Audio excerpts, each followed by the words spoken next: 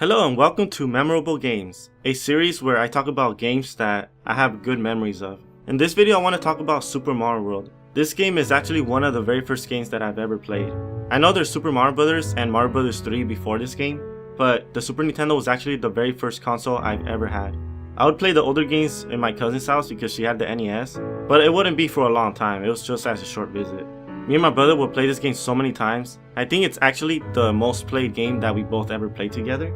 My brother's not really much of a gamer. We would get competitive to the point where every time I beat him, he would actually physically hit me. But we were little kids. I'm pretty sure a little kid will hit you if he loses to a game. Looking back at some of these levels, some of these were actually really hard to beat when I first played it.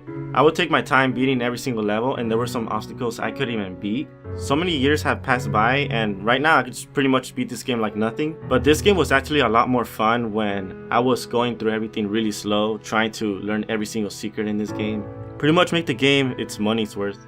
Eventually we lost this game. I think we let someone borrow it but they never gave it back. So eventually we ended up buying a different copy of it. At first I didn't really seem sad about it because the Nintendo 64 came out and I was more into that game. But once I wanted to play Super Mario World again, I think I would see pictures of it. I remember Ice Cream Trucks had an ice cream of Super Mario World, so that would always remind me of that game and just make me want to play. So eventually I did rebuy it again, and this copy was actually in really good condition. So I was surprised since this game's pretty much old already. So yeah, that's pretty much my experience with this game. There's not really a game review where I talk about every aspect of the game. There's pretty much a memory that I have with this game. I have many others that I want to share too. There's some that are way longer than others.